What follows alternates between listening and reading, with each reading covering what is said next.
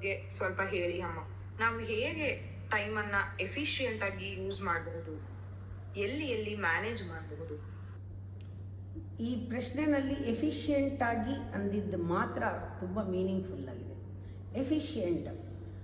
Efficiency not in time, efficiency in your job, efficiency in your ಕರ್ಮ. ಈ ಕರ್ಮ quality ಕರ್ಮ. ಎಫಿಷಿಯೆಂಟಾಗಿ ಮಾಡೋದು ಅಂದರೆ ಕ್ವಾಲಿಟಿ ಕರ್ಮ. ಕೆಲಸ ಮುಗೀತು ಅಂತ ಮಾಡೋಕ್ಕೂ, ಕೆಲಸ ಚೆನ್ನಾಗಿ ಮಾಡೋಕ್ಕೂ, ಕೆಲಸ ಯಾವಾಗ ಮಾಡಿದ್ರೂ ಪ್ರಾರಂಭ ಇದು ಅಂತ ಕಲಿತಾ ಇದ್ದೀನಿ ಅಂತ ಪ್ರತಿ ಸತಿ ಮಾಡುವಾಗಲೂ ಕೂಡ ನಾನು ಇಷ್ಟೊಂದು ಕ್ಲಾಸ್ ಮಾಡ್ತಾ ಇರ್ತೀನಿ, ಆದರೆ ಪ್ರತಿಯೊಂದು ಮಾಡುವಾಗ ನಾನು ಕಲಿತಾ ಇರ್ತೀನಿ. ಅದರಿಂದ ನನಗೆ ಸಾಕಾಗೋದಿಲ್ಲ ಕಲಿತಿದ್ದು. ಇನ್ನೊಂದು ಕ್ಲಾಸ್ ಮಾಡಬೇಕು ಅಂದರೆ ನಾನು ರೆಡಿ, ನಂಗೆ ಬೋರ್ ಆಗಲ್ಲ. ಅದನ್ನೇ ಹೇಳಿದ್ರೂ ಕೂಡ ಅದನ್ನು ಎಂಜಾಯ್ ಮಾಡಿಕೊಂಡು ಎಕ್ಸ್ಪೀರಿಯನ್ಸ್ ಮಾಡಿಕೊಂಡು ಹೇಳುವಾಗ ಹೊಸ ಎಕ್ಸ್ಪೀರಿಯನ್ಸೇ ಆಗಿರುತ್ತೆ, ಹೊಸ ಜಾಯ್, ಅದು ಹೊಸ ಸಂತೋಷ, ಅದನ್ನು ಇನ್ನೂ ಹೆಚ್ಚು ಕಲಿಬೋದು. ಅದರಿಂದ ನಾನು ಇಷ್ಟಪಡ್ತೀನಿ ಅದನ್ನು ಮಾಡೋಕ್ಕೆ. ಮೋರ್ ಎಫಿಷಿಯೆಂಟ್ ಅಂತ. ಹೀಗೆ ಇದು ಗುಡ್ಡ ಬೆಟರ ಬೆಸ್ಟ ನೋಡ್ಕೊಳ್ಳೋದು ನಾವೇ ಅಲ್ವಾ. ಅದರಿಂದ ಕೆಲಸ ಎಫಿಷಿಯೆಂಟಾಗಿ ಮಾಡ್ತಾಯಿದ್ರೆ ಟೈಮ್ ಅನ್ನೋದು ಇಂಪಾರ್ಟೆಂಟ್ ಆಗಲ್ಲ. ಆಲ್ವೇಸ್ ಹೀಲಿಂಗ್ ಟೈಮ್ ಅಂತಾರೆ, ಹೀಲಿಂಗ್ ಟೈಮ್ ಇಂಪಾರ್ಟೆಂಟ್ ಅಲ್ಲ, ಟೈಮ್ಗೆ ಸ್ಪೇಸ್ ಕೊಡೋದು ಇಂಪಾರ್ಟೆಂಟ್. ನಾವು ಅದು ಮ್ಯಾನೇಜ್ ಆಗುತ್ತೆ. What is time management? Giving space to the time. In that space you have to feel that presence when you work. Giving totally yourself into the work, you become work. Then the action, it is not an activity. In that action you feel that you are fulfilled. ಆ time manage ಆಗಿ time ನಿಮಗೆ ಸಾರ್ಥಕತೆ ಅನಿಸುತ್ತೆ, fulfilment ಅನಿಸುತ್ತೆ. ನಾನು ಚೆನ್ನಾಗಿ ಕಾಲನ ಉಪಯೋಗಿಸಿದ್ದೀನಿ ಅನಿಸುತ್ತೆ, ಕಾಲ ಹರಣ ಮಾಡಿದೆ ಅನಿಸಲ್ಲ, ಕಾಲ ಮುಗೀತು ಅನಿಸಲ್ಲ, ಅಥವಾ ಕಾಲ ಸಾಕಾಗಲ್ಲ ಅನಿಸಲ್ಲ.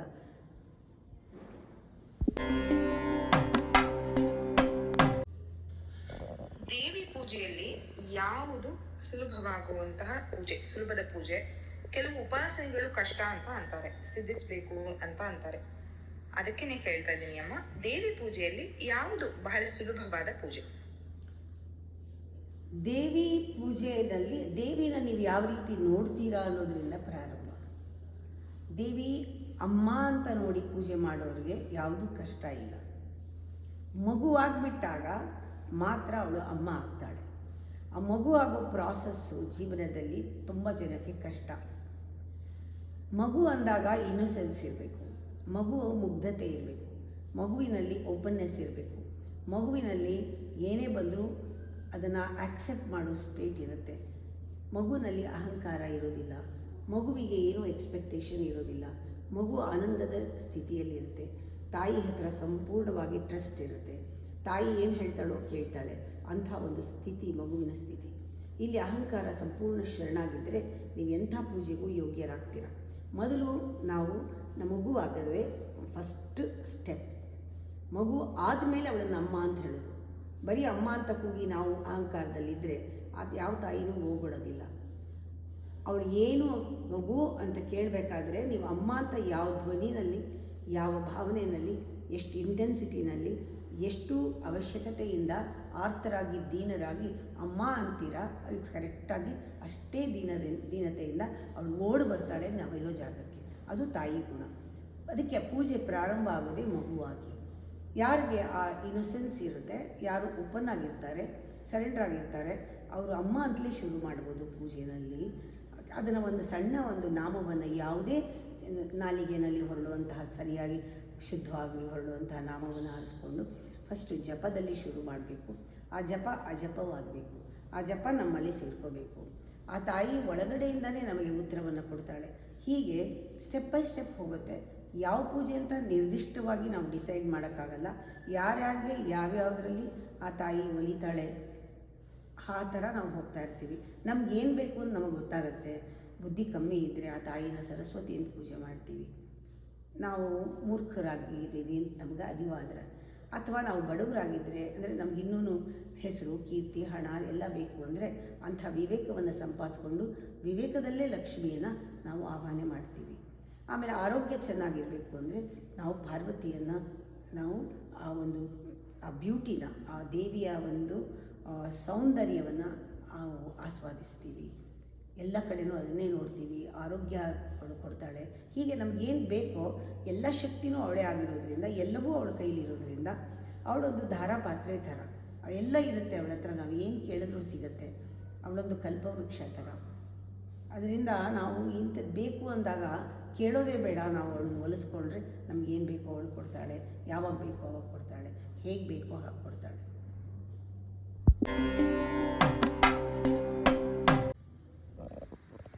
ಬಹಳಷ್ಟು ಜನರಿಗಿರುವಂತಹ ಪ್ರಾಬ್ಲಮ್ ಇದು.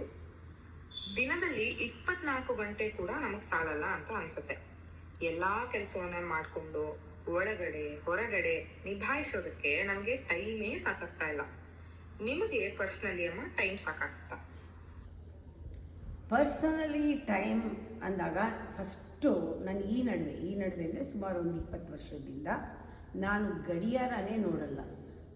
ಇದು ಬೇರೆಯವ್ರಿಗೆ ತೊಂದರೆ ಆಗ್ಬೋದು, ತೊಂದರೆ ಕೊಟ್ಟಿರ್ಬೋದು, ನಾನಂತೂ ಗಡಿಯಾರ ನೋಡಲ್ಲ. ಆದರೆ ನಾನು ಎಚ್ಚರಿಸೋಕ್ಕೆ ಯಾರೋ ಒಬ್ರು ಇರ್ತಾರೆ. ಗಡಿಯಾರ ನೋಡಲ್ಲ, ಕ್ಯಾಲೆಂಡರ್ ನೋಡಲ್ಲ. ಆಮೇಲೆ ಇಸ್ವಿ ಅಂತೂ ಮರ್ತೇ ಬಿಡ್ತೀನಿ. ಪ್ರತಿ ಸತಿ ಸಿಗ್ನೇಚರ್ ಮಾಡಬೇಕಾದ್ರೂ, ಏನಾದ್ರು ಬರಿಬೇಕಾದ್ರೆ ಬೆರಳುಗಳು ಎಣಿಸ್ಕೊಂಡೇ ಹೋಗಬೇಕು.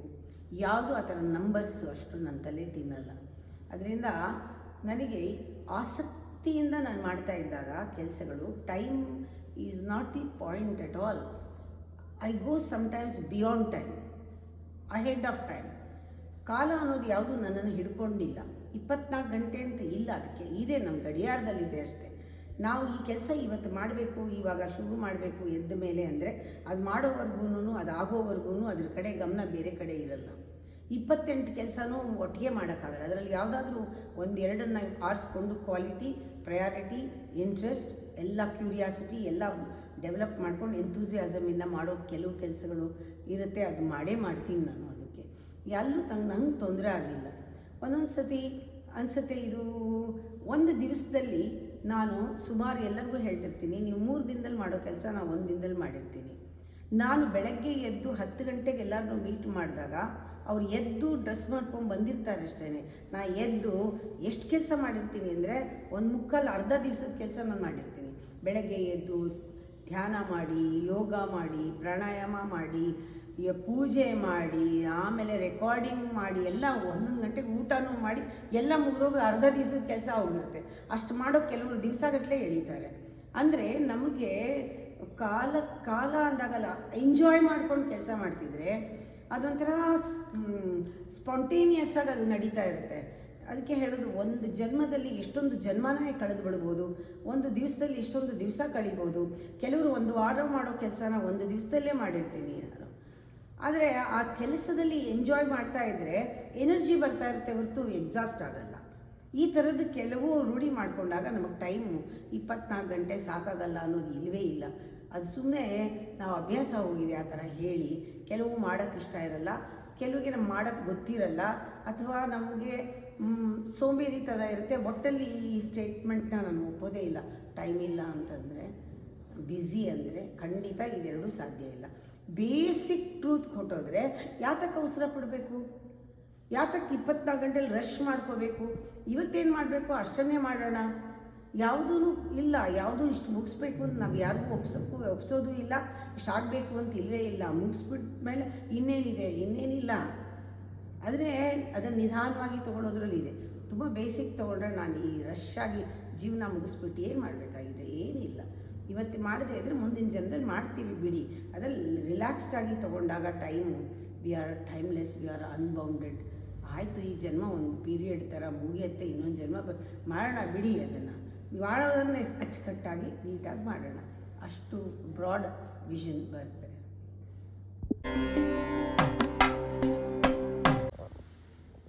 ಅಮ್ಮ, ಇದು ನನಗೆ ಬಹಳ ಇಂಟ್ರೆಸ್ಟಿಂಗ್ ಅನಿಸಿದಂತಹ ಒಂದು ಕ್ವೆಶ್ಚನ್.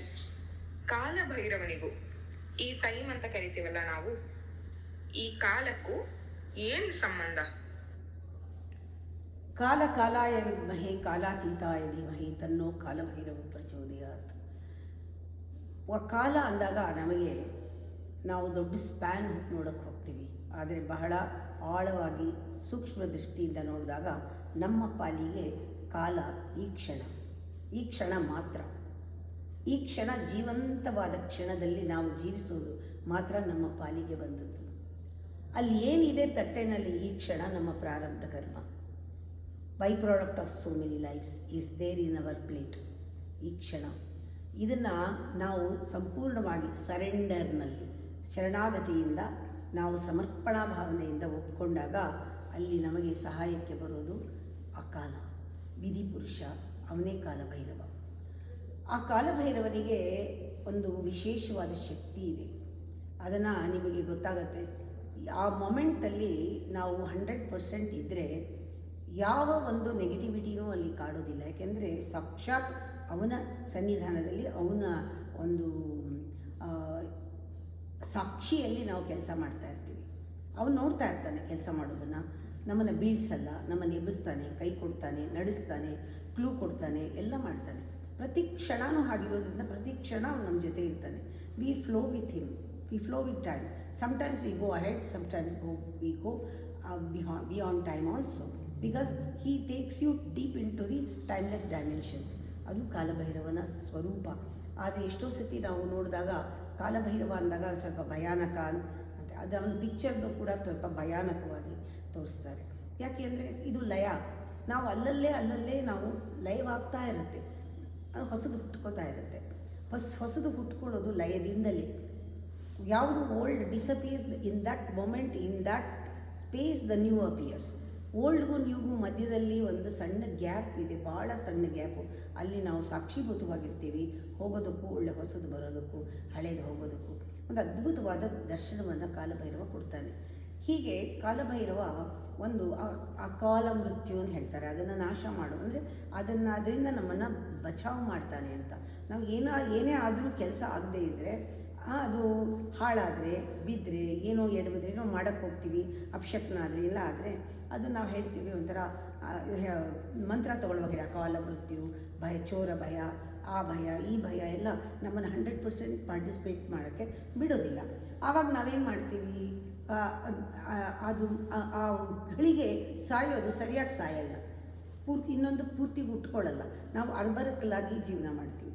ಆ ಗಳಿಗೆ ನಾವು ಪೂರ್ತಿಯಾಗಿ ಸರೆಂಡರ್ ಮಾಡಿದಾಗ, ಝೀರೋ ಆದಾಗ ಹೊಸದು ಬರೋಕ್ಕೆ ಸಾಧ್ಯ, ನಮಗೆ ಹೊಸ ಗ್ರೇಸ್ ಬರೋಕ್ಕೆ ಸಾಧ್ಯ. ಆ ಕಾಲಭೈರವ ನಮಗೆ ಅವನು ಒಂದು ಭಾಳ ಒಳ್ಳೆಯ ಗಿಫ್ಟ್ ಥರ ನಮಗೆ ಪ್ರತಿಯೊಂದು ಕ್ಷಣವೂ ಕೊಡ್ತಾನೆ. ಆದರೆ ಕೆಲವು ಸತಿ ಹೇಳ್ತೀವಿ, ಕೆಲವರು ಅಕಾಲ ಮೃತ್ಯುಗೆ ಮರಣ ಹೊಂದಿದ್ರು ಅಂತ ಹೇಳಿ. ಅದಕ್ಕೆ ಒಂದು ಗ್ರಂಥದಲ್ಲಿದೆ, ಯಾರು ಅಕಾಲ ಮೃತ್ಯುವನ್ನು ಹೊಂದ್ತಾರೆ ಅವರು ಚಾಂಡಾಲನ ಜನ್ಮವನ್ನು ತಗೋತಾರೆ ಅಂತ. ನಾವು ಉಜ್ಜಯಿನಲ್ಲಿ ಕಾಲಭೈರವನ ದೇವಸ್ಥಾನ ನೋಡ್ತೀವಿ. ಅಲ್ಲಿ ದೇವರು ಸ್ವಯಂಭೂ ಕಾಲಭೈರವ, ಸ್ವಯಂಭೂ ಲಿಂಗ ಇದೆ. ಆ ಲಿಂಗ ಸೌತ್ ಕಡೆಗೆ ಫೇಸ್ ಆಗಿದೆ. ಸೌತ್ ಡೈರೆಕ್ಷನ್ ರೆಪ್ರೆಸೆಂಟ್ಸ್ ದಿ ಲಯ ಆ್ಯಕ್ಚುಲಿ. ಅದಕ್ಕೆ ಯಾರು ಆ ದರ್ಶನ ಮಾಡ್ಕೊಂಡು ಬರ್ತಾರೋ ಅವರಿಗೆ ಕಾಲಭೈರವನಿ ಅದು ಅಕಾಲ ಮೃತ್ಯುವಿನಿಂದ ಅವರಿಗೆ ಪರಿಹಾರ ಇದೆ. ಅವನು ನೋಡ್ಕೊಳ್ತಾನೆ, ಅವನು ಬಚಾವ್ ಮಾಡ್ತಾನೆ. ಪ್ರತಿಯೊಂದು ಕ್ಷಣ ಕೆಟ್ಟದಾಗೋದಿದ್ದರೆ ಅದನ್ನು ಬಚಾವ್ ಮಾಡ್ತಾನೆ. ಎಲ್ಲ ಗ್ರಹಗಳಿಗೂ ಆಗದೇ ಇರುವಂತಹ ಒಂದು ಕೆಲಸ ಅವನು ಮಾಡ್ತಾನೆ. ಎಲ್ಲ ಗ್ರಹಗಳು ಅವನ ಮುಂದೆ ಸರೆಂಡರ್ ಮಾಡಿಬಿಡುತ್ತೆ. ಆವಾಗ ಅವನು ಎಂಥಾದ್ರೂ ನಮ್ಮ ಗ್ರಹ ಪೀಡೆ ಇದ್ದರೂ ಅವನು ನಮ್ಮನ್ನು ರಕ್ಷಣೆ ಮಾಡ್ತಾನೆ. ಯಾರಾದರೂ ಕೂಡ ಅಕಾಲ ಮೃತ್ಯುವನ್ನು ಪಡೆದಿದ್ದರೆ ಅವರು ಚಾಂಡಾಲ ಜನ್ಮವನ್ನು ತೆಗೆದುಕೊಳ್ತಾರೆ. ಅದು ನಾವು ಹೋಗಿ ಉಜ್ಜಯಿನಿಗೆ ಅವರ ಹೆಸರಿನಲ್ಲಿ ದರ್ಶನ ಮಾಡಿ ಪೂಜೆ ಮಾಡಿ ಬಂದರೆ, ಅವರು ಚಂಡಾಲ ಜನ್ಮ ಅಂದರೆ ಏನು, ನೋಡೋದಕ್ಕೆ ಚಂಡಾಲರಲ್ಲ, ಆದರೆ ಆ ಗುಣಗಳೆಲ್ಲ ರಾಕ್ಷಸ ಗುಣಗಳಿಂದ ಹುಟ್ಟುತ್ತಾರೆ.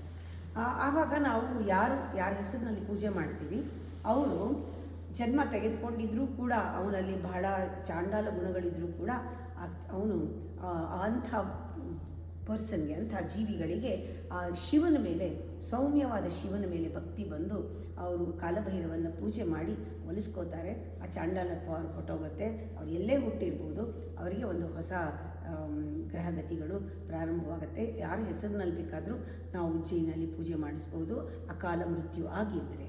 ಹಾಗೆ ನಾವು ಮಾಡಿದ್ರೆ ಪೂಜೆ ಅಕಾಲ ಮೃತ್ಯು ಯಾರಿಗೂ ಆಗಲ್ಲ. ಇಂಥ ಒಂದು ಗ್ರಂಥಗಳಲ್ಲಿ ವಿಷಯಗಳಿರೋದ್ರಿಂದ ನಾವು ಕಾಲಭೈರವನ್ನು ನಾವು ಕಾಲ ಸ್ವರೂಪದಲ್ಲೇ ನೋಡಿ ಪ್ರತಿ ಕ್ಷಣವೂ ಅವನ ಒಂದು ಸನ್ನಿಧಾನದಲ್ಲಿ ನಾವು ಕೆಲಸ ಮಾಡಿದಾಗ ಅವನು ನಮ್ಮನ್ನು ರಕ್ಷಣೆ ಮಾಡ್ತಾನೆ ಎಲ್ಲ ಥರ ನೆಗೆಟಿವಿಟಿಯಿಂದ.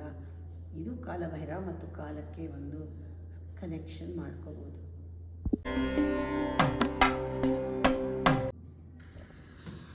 ಬೇರೆಯವರಿಗೆ ಟೈಮ್ ಕೊಡೋದ್ರಲ್ಲಿ ನಾವು ನಮ್ಮನ್ನ ಗಮನಿಸ್ಕೊಳ್ಳೋದಕ್ಕಾಗೋದಿಲ್ಲ. ಇದು ಬಹಳಷ್ಟು ಜನಗಳು ಮಾಡ್ತಾ ಇರುವಂತಹ, ಪರ್ಸ್ನಲಿ ನಾನೇ ಮಾಡ್ತಾ ಇರುವಂತಹ ಕೆಲಸ ಅಮ್ಮ. ಇದಕ್ಕೆ ಏನ್ ಮಾಡೋದು? ಪರ್ಸನಲ್ ಟೈಮ್ ಅಂತ ಬಂದಾಗ ಟೈಮ್ ಅಂಡರ್ಲೈನ್ ಮಾಡಿ, ಟೈಮ್ ಮ್ಯಾನೇಜ್ಮೆಂಟ್ ಗೊತ್ತಿಲ್ಲ. ಹೇಗೆ ನಾವು ಟೈಮ್ನ ಮ್ಯಾನೇಜ್ ಮಾಡೋದು? ಕೆಲವು ಇನ್ನೆವಿಟಬಲ್ ಆಗಿ ನೀವು ಮಾಡಲೇಬೇಕಾಗತ್ತೆ. ಬೇರೆಯವ್ರ ಸೇವೆ ಮಾಡೋಕ್ಕೆ ನಾವಿರೋದು. ಬೆಳಗ್ಗೆ ಎದ್ದ ತಕ್ಷಣ ಬೇರೆಯವ್ರಿಗೆ ನೋಡ್ಕೊಳ್ಳೋದು ಎಲ್ಲ ಮುಖ್ಯ. ನಾನು ಇದನ್ನು ಮಾಡಬಾರ್ದು ಅಂತ ಹೇಳಿಲ್ಲ. ನನ್ನ ಉತ್ತರದಲ್ಲಿ ವಿಚಿತ್ರವಾಗಿ ವಿಶೇಷವಾಗಿರೋದೇನೆಂದರೆ, ನೀವು ಇನ್ನೂ ಚೆನ್ನಾಗಿ ಬೇರೆಯವ್ರ ಸೇವೆ ಮಾಡಲಿ, ಇನ್ನೂ ಚೆನ್ನಾಗಿ ಬೇರೆಯವ್ರ ಕೆಲಸ ಮಾಡಲಿ. ಇನ್ನೂ ಚೆನ್ನಾಗಿ ಮಾಡಬೇಕಾದ್ರೆ ನಾವು ಯಾವ ರೀತಿ ನಮಗೆ ಟೈಮ್ ಕೊಟ್ಕೋಬೇಕು. ಪರ್ಸನಲ್ ಟೈಮ್ ಬಹಳ ಮುಖ್ಯ. ಇಲ್ಲದೇ ಬೇರೆಯವ್ರಿಗೆ ಮಾಡೋದು ಬಂಧನ ಆಗುತ್ತೆ, ಕಷ್ಟ ಆಗುತ್ತೆ, ಸುಸ್ತಾಗತ್ತೆ. ಒಂದೇ ಸಮ ರುಟೀನಲ್ಲಿ ಮಾಡೋದು ಪ್ರಾಬ್ಲಮ್ ಆಗುತ್ತೆ. ನಮಗೆ ಸ್ಲೇವರಿ ಅನಿಸ್ಬಿಡುತ್ತೆ. ಯಾಕೆಂದರೆ ನನಗೆ ಟೈಮ್ ಇಲ್ಲ, ನಾನು ಇಷ್ಟೊಂದು ಟೈಮ್ ಕೊಡಬೇಕಲ್ಲ, ನನಗೆ ಟೈಮ್ ಇಲ್ಲ, ಆ ಥರ ನಾವು ಸಿಡ್ಕೊಂಡು ಮಾಡಿಕೊಂಡು ಕೆಲಸ ಮಾಡೋಕ್ಕಿಂತ, ಕರ್ಮ ಆಗೋಕ್ಕಿಂತ ಮಾಡದೇ ಇರೋದೇ ವಾಸಿ ಅನ್ನಿಸ್ಬಿಡುತ್ತೆ. ಅದರಿಂದ ಟೈಮ್ ಮ್ಯಾನೇಜ್ಮೆಂಟ್ನಲ್ಲಿ ಫಸ್ಟು ನನಗೆ ಒಳ್ಳೆ ಕೆಲಸ ಮಾಡೋಕ್ಕೆ, ಚೆನ್ನಾಗಿ ಕೆಲಸ ಮಾಡೋಕ್ಕೆ, ಚೆನ್ನಾಗಿ ಸೇವೆ ಮಾಡೋಕ್ಕೆ, ಇನ್ನೂ ಜಾಸ್ತಿ ಕೆಲಸ ಮಾಡೋಕ್ಕೆ ನಾನು ಯಾವ ಥರ ಡಿಸಿಪ್ಲಿನ್ ಮಾಡ್ಕೊಳ್ಳೋದು, ಅದಕ್ಕೆ ಫಸ್ಟ್ ಪ್ರಯಾರಿಟಿ ಕೊಡಬೇಕು. ಕೊಟ್ಟಾಗ ನಾವು ಯಾವ್ಯಾವುದು ಬೇಡವೋ ಅದೆಲ್ಲ ಮಾಡ್ತಿರ್ತೀವಿ. ಅದನ್ನು ಟೈಮ್ ವೇಸ್ಟ್ ಅನ್ನೋದೇ ಇಲ್ಲ. ನಾವು ಬೇಕಾದ ಮಾಡೋಕ್ಕೆ ನಮಗೆ ಪುರ್ಸೊತ್ತಿರಲ್ಲ. ನೋಡಿ, ಟಿ ವಿ ನೋಡೋದು ಆಗಲಿ, ಅಥವಾ ಏನೋ ಹರಟೆ ಹೊಡೆಯೋದಾಗಲಿ, ಅಥವಾ ಇನ್ನು ಅನ್ನೆಸೆಸರಿ ಮಾತಾಡೋದು, ಎಲ್ಲೋ ಸುತ್ತೋದು, ಇದೆಲ್ಲ ನಾವು ಮಾಡಲ್ವಾ? ದಿವಸದಲ್ಲಿ ಅನಾವಶ್ಯಕವಾದದ್ದನ್ನು ಏನೇನು ಮಾಡ್ತಾ ಇದ್ದೀವಿ ಅದನ್ನು ನಾವು ಮೊದಲು ಲಿಸ್ಟ್ ಮಾಡ್ಕೊಳ್ಳೋಣ. ಯಾವುದನ್ನು ಬಿಡಬೇಕು. ನಾವು ಗಂಟೆಗಟ್ಟಲೆ ಕೂತ್ಕೊಳ್ತೀವಿ ಟಿ ವಿ ಮುಂದೆ, ಗಂಟೆಗಟ್ಟಲೆ ಊಟದ ಟೇಬಲ್ ಮೇಲೆ ಕೂತ್ಕೊಂಡು ಹರಟೆ ಹೊಡಿತೀವಿ. ಟಾಯ್ಲೆಟ್ಗೆ ಹೋದರೆ ಗಂಟೆಗಟ್ಟಲೆ, ಮತ್ತು ಹಾಡು ಕೇಳ್ತಾ ಇರೋದು, ಮತ್ತು ಸ್ನಾನ ನಾವು ಗಂಟೆಗಟ್ಟಲೆ ಮಾಡಿ, ಎಲ್ಲದಕ್ಕೂ ಒಂದು ಈ ರೀತಿ ಈ ಟೈಮ್ನಲ್ಲಿ ಇದಾಗಬೇಕು ಅಂತ ನಮಗಿರಲ್ಲ, ಡಿಸಿಪ್ಲಿನ್ ಇರಲ್ಲ. ಅದರಿಂದ ಆರೋಗ್ಯಕ್ಕೆ, ದೇಹದ ಆರೋಗ್ಯಕ್ಕೆ ಎಷ್ಟು ಟೈಮ್ ಕೊಡಬೇಕು? ವಾಕಿಂಗ್ ಮಾಡಬೇಕಾಗತ್ತೆ, ಸ್ವಲ್ಪ ಹೊತ್ತು ವಾಕಿಂಗ್ ಮಾಡಬೇಕು. ಅದಕ್ಕೆ ಟೈಮ್ ಇಲ್ಲ ಅಂತ ಹೇಳೋಂಗೇ ಇಲ್ಲ, ಅದು ಮಾಡಲೇಬೇಕು. ಕೆಲವು ಕೆಲಸಗಳನ್ನ ಹೇಗೆ ನೀವು ಊಟ ಮಾಡ್ತೀರೋ ಟೈಮ್ ಮಾಡಿಕೊಂಡು, ಹಾಗೆ ಟೈಮ್ ಮಾಡಿಕೊಂಡು ವಾಕಿಂಗ್ ಮಾಡಲೇಬೇಕು. ಸ್ವಲ್ಪ ಎಕ್ಸಸೈಸ್ ಬೇಕು. ಕೂತ್ ಕಡೆ ಪ್ರಾಣಾಯಾಮ ಮಾಡೋದನ್ನು ಕಲಿಬೇಕು. ಜರ್ನಿ ಮಾಡುವಾಗ ಒಳ್ಳೆ ಅಭ್ಯಾಸ ಇಟ್ಕೊಂಡು, ಬೇರೆ ಏನಾದರೂ ವಿಶೇಷವಾಗಿ ಹಾಬಿ ಇಟ್ಕೊಂಡು ಓದೋದು ಕಲಿಬೇಕು. ನಾವು ಕಂಡುಕೊಳ್ಳೋದು ನಮ್ಮ ಕೈಲಿದೆ. ಏನೇನೆಲ್ಲ ಇದೆ ಪ್ರಪಂಚದಲ್ಲಿ, ಅದನ್ನು ನಾವು ಹುಡ್ಕೊಳ್ಳೋದ್ರಲ್ಲಿದೆ. ಅದು ಒಂದು ಆರ್ಟೇನೆ, ಅದು ಒಂದು ಕಲೆ. ಜೀವನನ ನಾವು ರೂಪಿಸ್ಕೊಳ್ಳೋದಿದೆಯಲ್ಲ, 24 ಗಂಟೆನ ಪೂರ್ತಿ ಸಂಪೂರ್ಣವಾಗಿ ರೂಪಿಸ್ಕೊಳ್ಳೋದು ಒಂದು ಕಲೆ. ಅದರಿಂದ ನಿಮಗೆ ಏನು ಬೇಕು, ನಿಮಗೆ ಟೈಮ್ ಸ್ಪೆಂಡ್ ಮಾಡೋದು ಅಂದ್ರೆ ಏನು? ಸೋಷಿಯಲೈಸಿಂಗ್, ಮಾರ್ಕೆಟಿಂಗ್, ಶಾಪಿಂಗ್, ಅಥವಾ ಫ್ರೆಂಡ್ ಮೀಟ್ ಮಾಡೋದು, ಇದೆಲ್ಲ ಇದ್ದರೆ ಇದಕ್ಕಿಂತ ಪ್ರಯಾರಿಟಿ ಏನು ಅಂದರೆ ನೀವು ಪ್ರಾಣಾಯಾಮ ಮಾಡದೆ ಶಾಪಿಂಗ್ ಹೋಗಬೇಡಿ, ಅದನ್ನು ಕ್ಯಾನ್ಸಲ್ ಮಾಡಿ. ಪ್ರಾಣಾಯಾಮ ಮಾಡದೇ ಇದ್ದರೆ ಯಾರನ್ನೂ ನಾವು ವಿಸಿಟ್ಗೆ ಹೋಗಬೇಡಿ, ಪ್ರಾಣಾಯಾಮ ಮಾಡಿ. ಅದಕ್ಕೆ ಫಸ್ಟ್ ಪ್ರಿಫರೆನ್ಸ್ ಯೋಗ, ಪ್ರಾಣಾಯಾಮ ಮಾಡೇಬೇಕು.